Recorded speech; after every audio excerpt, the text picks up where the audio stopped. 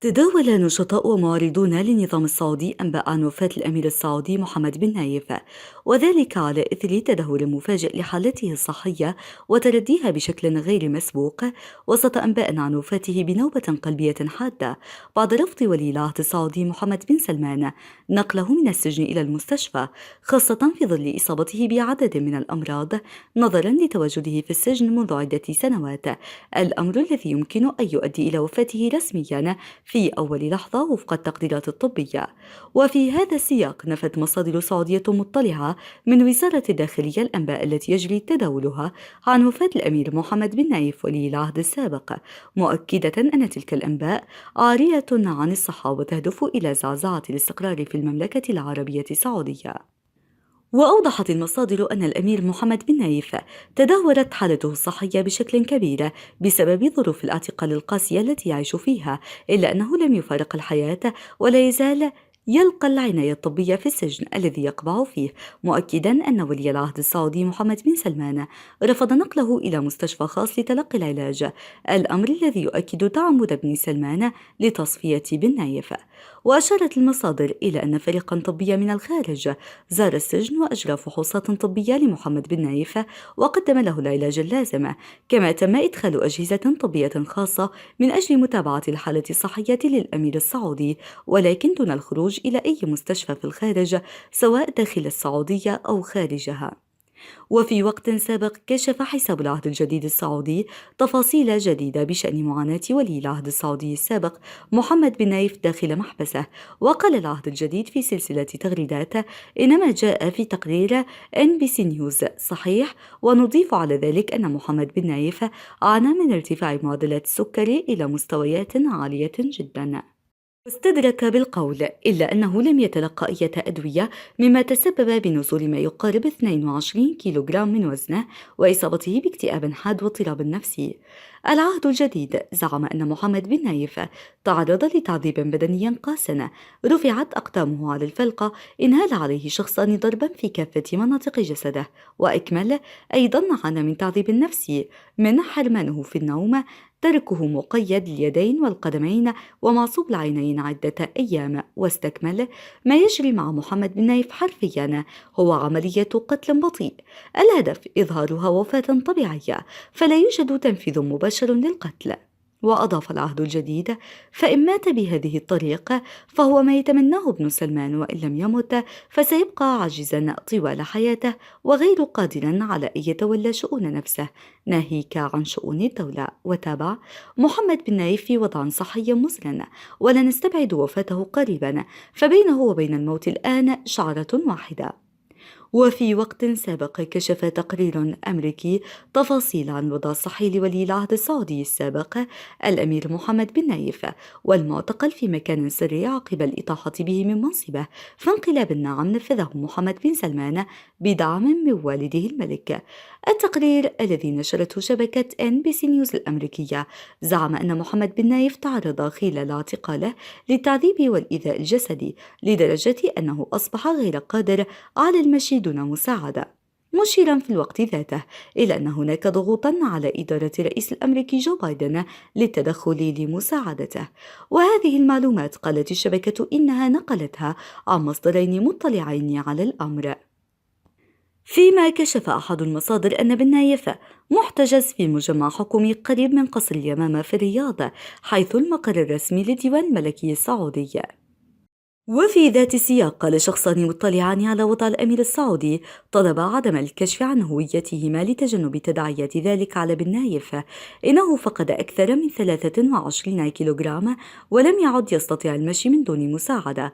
وأضاف المصدران أيضا أن بن نايف تعرض لإصابات خطيرة في قدميه جراء الضرب، وتم منعه من الحصول على مسكنات آلام. وقال أحد المصادر إن بن نايف ممنوع من الخروج ولا يسمح له بمقابلة أي شخص بمن فيهم طبيبه الشخصي أو ممثله القانونيون، وفق ما نقلته شبكة الحرة الأمريكية. ونقلت شبكة NBC نيوز أنه من غير الواضح ما إذا كانت إدارة بايدن قد تدخلت وراء الكواليس، لكن ظروف قلب نايف تحسنت مؤخرا وسمح لأفراد الأسرة برؤيته. وقالت الشبكة إن السلطات السعودية لم تدلي بأي تعليق حول القضية، لكن متحدث باسم السفارة السعودية أكد تلقي مضمون التقرير الذي نشرته الشبكة. يشار إلى أن بن نايف الذي أعفي من مهامه كولي للعهد ليحل محله ابن عمه الأمير محمد بن سلمان عام 2017 لم يشاهد علنا منذ ظهور التقارير عن توقيفه في مارس العام الماضي بحسب تقرير أعدته فرانس بريس.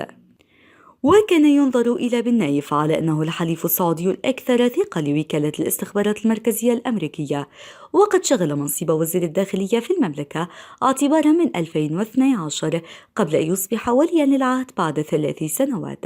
ونفذ ولي العهد الحالي محمد نجل ملك السعودية سلمان بن عبد العزيز منذ تسلمه ولاية العهد حملة واسعة ضد معارضيه، ونجح في إبعاد منافسين كثيرين له عن سدة القرار. وخرج الأمير محمد بن نايف فجأة عن خط الخلافة على الحكم عام 2017 بعدما عين العاهل السعودي نجله وليا للعهد.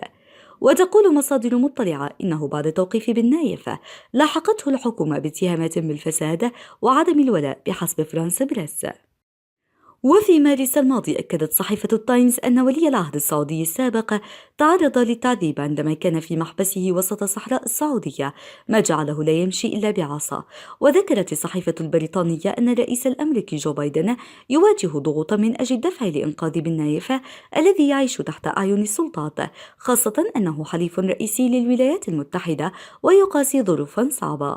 وفي وقت سابق أكد معهد أبحاث أمريكي أن ولي العهد السعودي السابق الأمير محمد بن نايف هو البديل الفعال لولي العهد الحالي الأمير محمد بن سلمان لحكم السعودية مستقبلا. وطلب معهد بروكينغز للأبحاث إدارة الرئيس الأمريكي جو بايدن للضغط على الرياض لإطلاق سراح محمد بن نايف المعتقل منذ سنوات في أحد سجون ابن سلمان. وجاءت الدعوة في أعقاب إفراج الرياض عن الناشطة لجين الهذلول وعدد آخر من معتقلي الرأي، إضافة إلى تخفيف أحكام آخرين. كما جاءت بعد أيام من كشف مصادر رفيعة المستوى عن ضغوط أمريكية جديدة تمارس على محمد بن سلمان من أجل الإفراج عن جميع المعتقلين من الأمراء والسياسيين. وقال المعهد الأمريكي إن محمد بن نايف لم يحتجز لجريمة ارتكبها، وإنما لأنه يمثل مشكلة لولي العهد محمد بن سلمان. ووصف المعهد محمد بن سلمان بأنه متهور وخطير، مشيرا إلى إعلان البيت الأبيض أنه لا توجد خطط لإجراء مكالمة بين الرئيس الأمريكي جو بايدن وولي العهد السعودي.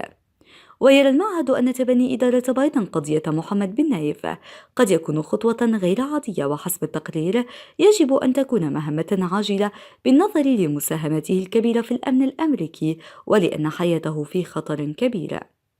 وفي نهاية العام الماضي قالت لجنة تحقيق برلمانية بريطانية إن احتجاز بن نايف يمثل انتهاكا للقانون الدولي وجزءا من حملة أطلقها ابن سلمان لترسيخ سلطته. وحذر محامو ولي العهد السعودي السابق من أن موكلهم ضحية لهجوم مستمر ومنسق من داخل السعودية على وسائل التواصل الاجتماعي، ما يهدد سلامته الشخصية. وبن نايف هو نجل الأمير نايف بن عبد العزيز وزير الداخلية الأطول خدمة في السعودية، وتلقى تعليمه في الولايات المتحدة، كما تلقى تدريبات مع مكتب التحقيقات الفيدرالي والشرطة البريطانية سكوتلاند يارد. وتولى بن نايف تدريجيا منصب والده وزيرا للداخلية، ويتمتع بعلاقات جيدة مع الولايات المتحدة، ويعتبر الأكثر كفاءة خاصة في مكافحة الإرهاب.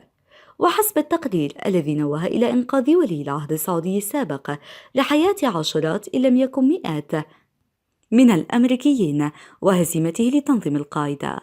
وأشار بروكينغز في هذا الصدد إلى إحباط وزارة الداخلية السعودية مؤامرة من تنظيم القاعدة لمهاجمة قنصلية الولايات المتحدة في جدة عام 1998، وحينها كان نائب الرئيس الأمريكي آل غور هناك يستعد للقاء ولي العهد السعودي الأمير عبد الله بن عبد العزيز.